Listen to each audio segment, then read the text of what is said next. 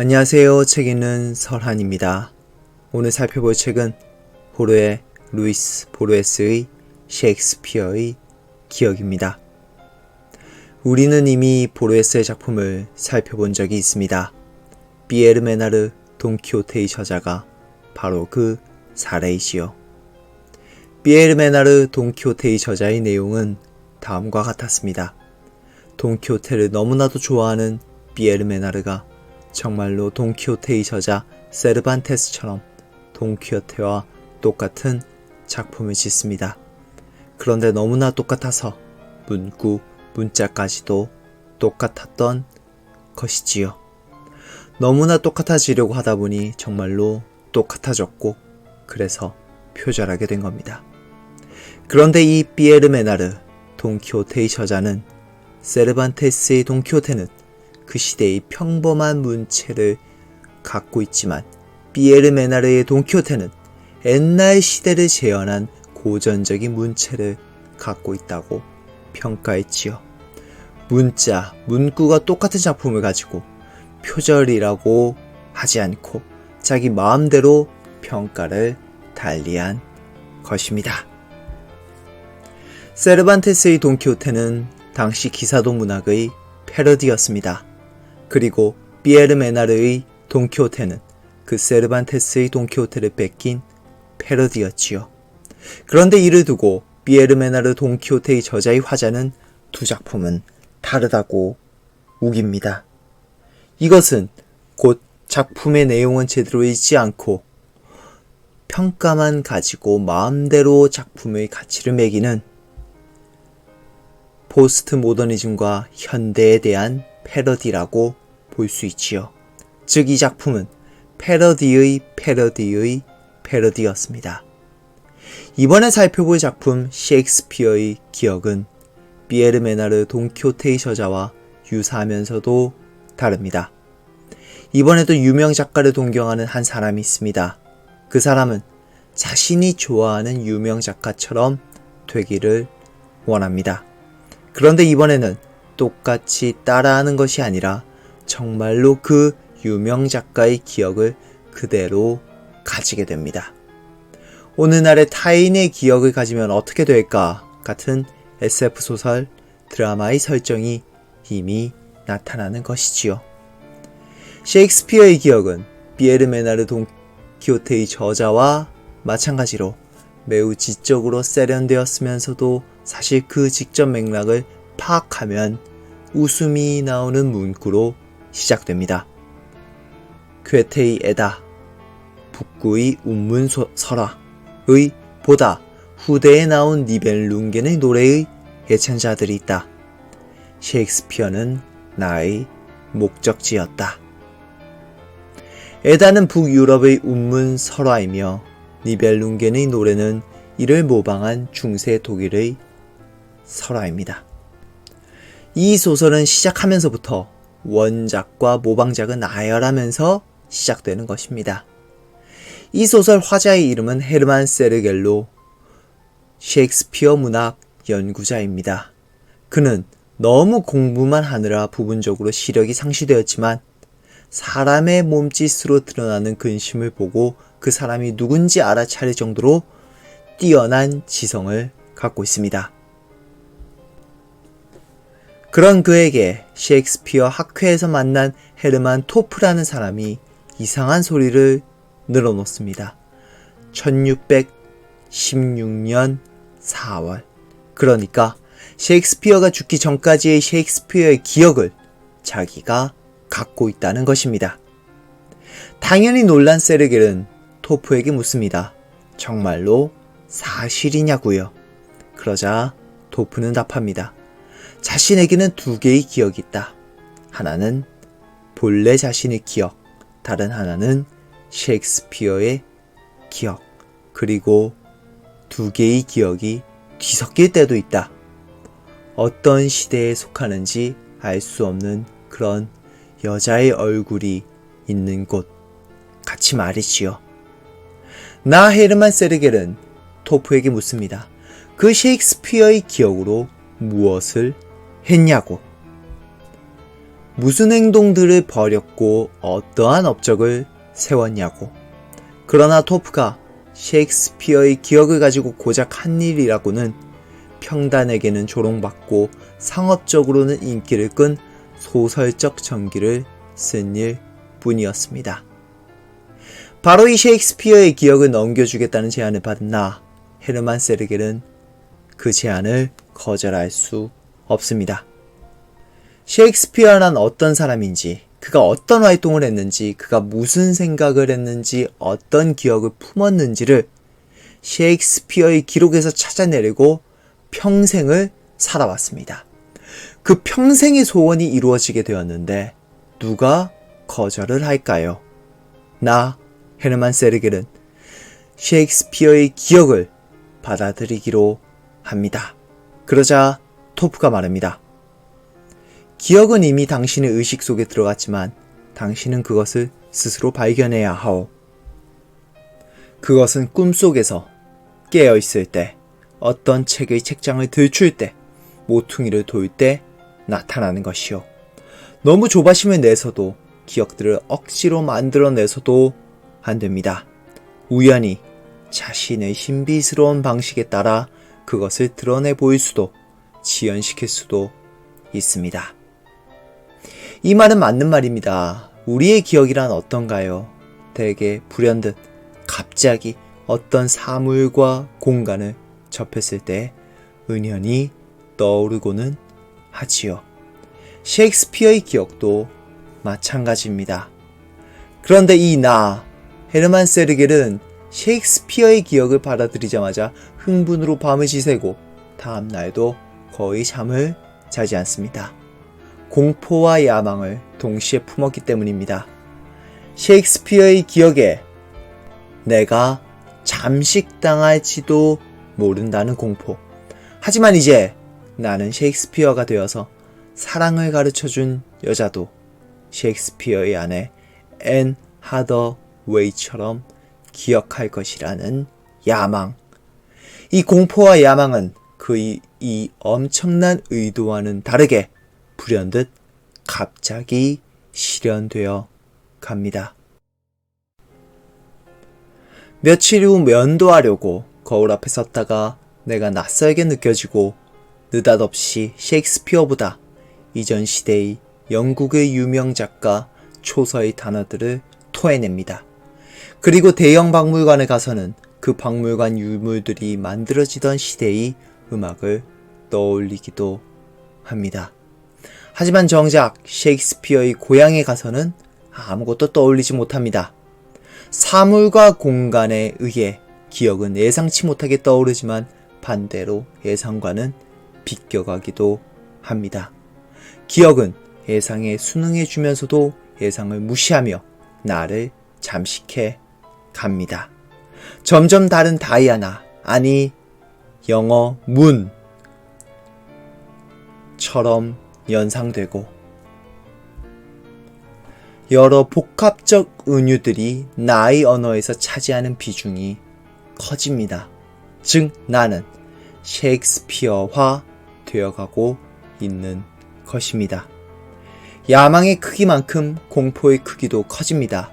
시력이 나빠도 사람의 몸짓에서 새어나오는 분위기로 사람을 알아차릴 줄 알았던 나는 친구조차도 못 알아보고 현재 내가 살아가고 있는 공간들이 낯설게 느껴집니다. 나는 나를 둘러싸고 있는 일상적인 것들, 매일의 주변 환경에 대해 이해할 수 없게 되기 시작했다. 어느 날 아침 나는 철물들과 목재들과 유리들로 구성된 거대한 구조물들 속에서 길을 잃어버렸다. 세월이 흘러감에 따라 모든 사람은 늘어가는 기억의 무게를 견뎌내지 않으면 안 된다. 두 기억은 이따금 서로 뒤섞이면서 나를 기진맥진하게 만들었다. 어쨌거나 나의 기억과 또 다른 사람의 기억은 서로 소통할 수 없는 것들이었다. 이제 헤르만 세르겔은 더 이상 셰익스피어의 기억을 감당하지 못합니다. 그래서 아무데나 전화를 돌렸고 어린애들, 여인은 피해서 지적인 한 남자의 음성을 만나게 됩니다. 모든 것을 떠넘길 기회가 왔습니다. 나는 말합니다. 셰익스피어의 기억을 원하냐고. 비록 평범하지 않고 위협적이겠지만 받아들이겠냐고. 그 남자는 대답합니다. 그 위험과 맞닥뜨리겠소. 셰익스피어의 기억을 받기로 하겠소. 셰익스피어의 기억을 가질 수 있다면 누가 그 기억을 거절할 수 있을까요? 자신의 존재가 그 기억에 잡아먹히더라도 그 유혹을 외면할 수 있을까요? 하지만 나는 과연 예전처럼 나 헤르만 세르겔로 돌아갈 수 있을까요? 나는 전화기를 내려놓았고 다음과 같은 체념적인 말을 되풀이해 웅얼거렸다. 내가 존재한다는 단지 그 사실이 나를 살아있게 하리라. 나는 옛 기억을 깨우기 위해 시험의 과정들이 필요하다고 생각했었다. 여기서의 존재란 나의 육체적 존재가 아니라 나의 정신적 존재, 즉 나의 삶을 구성하는 기억입니다. 나의 육신이 있을지라도 그 육신의 감각을 이해하고 분석하는 기억이 다른 한 나는 나일 수 없습니다. 그렇기에 나 헤르만 세르게는 다른 기억들로 셰익스피어의 기억들을 덮어보려고 합니다. 과연 그 시도는 성공했을까요? 마찬가지로 그것을 지우기 위해서도 또 다른 시험의 과정들이 필요했다. 그 많은 것들 중의 하나가 스웨덴보리의 반동적 제자였던 윌리엄 블레이크의 신화에 관한 연구였다. 그것과 또 다른 것들을 시도해 보았지만 소용이 없었다. 모든 게 나를 셰익스피어로 데려가는 것이었다. 마침내 나는 희망을 채우기 위한 유일한 방법을 발견하기에 이르렀다. 엄중하고 장대한 음악, 바하.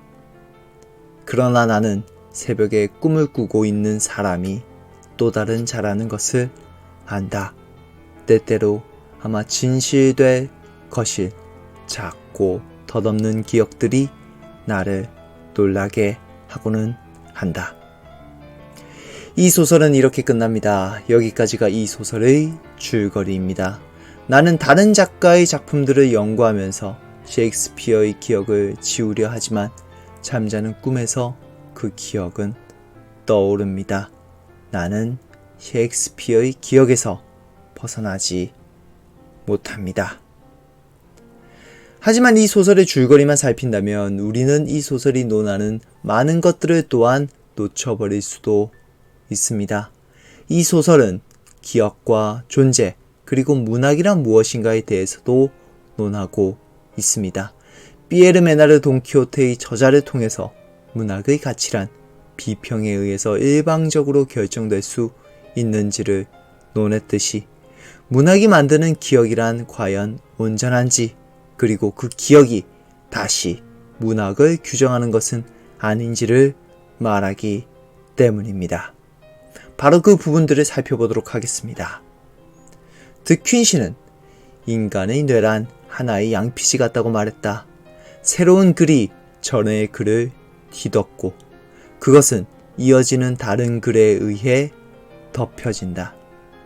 그러나 전능한 기억은 만일 충분한 자극만 주어진다면 비록 순간이라 할지라도 그 어떤 느낌도 떠올릴 수 있다. 스스로의 증언에 따르면 셰익스피어의 집에는 단 한 권의 책, 심지어 성경조차 없었다. 누군가가 백과사전을 구입한다고 해서 그가 모든 행, 모든 단락, 모든 페이지, 모든 사파를 다 얻게 되는 것은 아니다.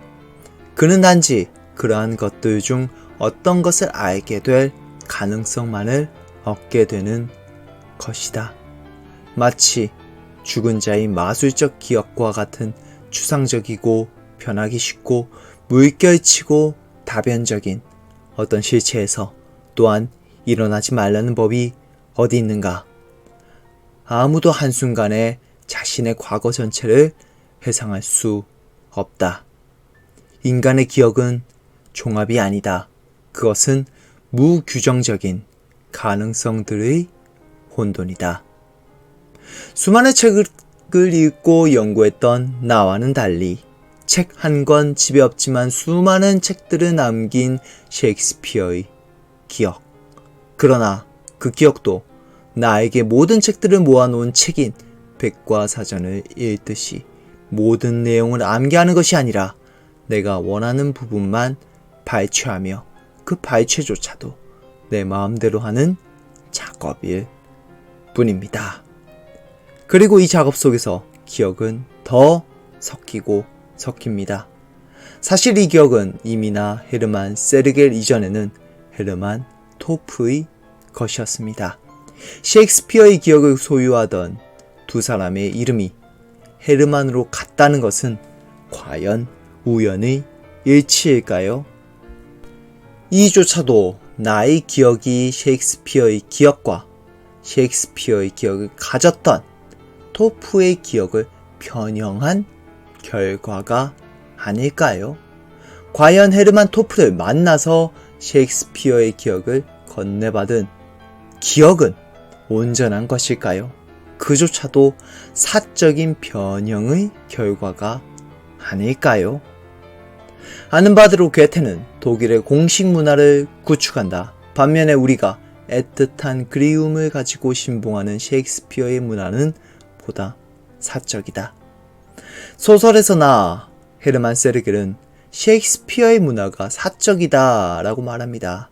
소설을 시작하면서 괴테를 언급했듯이, 그리고 북유럽 신화를 게르만 신화로 모방한 사례인 니벨룽겐의 노래를 언급했듯이, 이번에는 괴테는 공적이며 셰익스피어는 사적이다 라고 말하는 소설 속의 나. 셰익스피어의 문화가 사적이다는 말은 과연 셰익스피어의 문학작품에 대한 객관적 평가일까요? 아니면 셰익스피어의 작품들이 실상 사적인 내용임을 깨달은 셰익스피어의 기억이 내린 주관적 감상일까요? 이 소설의 줄거리만 보면 셰익스피어의 기억으로 인해서 자아 정체성의 혼란을 가지는 한 지식인의 이야기처럼 보이지만, 이 소설의 문구 하나하나를 뜯어보면 그 기억의 혼합으로 인해서 문학의 평가와 정의조차도 달라지는 모습을 담아내고 있습니다. 우리는 문학이란 작자의 기억이 반영된 것이다, 독자의 기억에 따라서 다르게 독해되는 것이다 라고 이론적으로는 쉽게 말하지만, 이를 문학작품에서 실천적으로 창작해내지는 못합니다. 이 셰익스피어의 기억은 바로 이 실천적 창작의 경지에 오른 작품이라고 볼 수 있습니다. 이 소설의 실제 작가 호르헤 루이스 보르헤스는 노년에 실제로 눈이 점점 멀어져 갔습니다. 이러한 문해적 독창성에도 불구하고 이 소설의 실제 작가 호르헤 루이스 보르헤스는 인종차별적 바람뿐만 아니라 군사 독재자 피노셰에게 훈장까지도 받은 전적이 있습니다. 우리가 항상 한 작가의 문해적 독창성과 정치 사상적 향방을 다르게 봐야 하는 이유도 여기서 찾아볼 수 있습니다. 이 문제에 대해서는 다음에 프랑스의 또 다른 문제적 작가를 살피면서 더 자세하게 논하도록 하겠습니다. 기억을 받아서 기억을 만들고 그 기억으로 다시 과거의 기억을 변형하며 공적과 사적의 경계까지도 허물며 문학의 정의를 새롭게 내리는 소설 셰익스피어의 기억 리뷰 여기서 마치겠습니다. 오래된 책처럼 낡고 부족한 리뷰 시청해 주셔서 감사합니다. 구독과 좋아요는 책을 읽고 나서 책을 더 읽고 싶다고 느낄 때 해주시기 바랍니다. 감사합니다.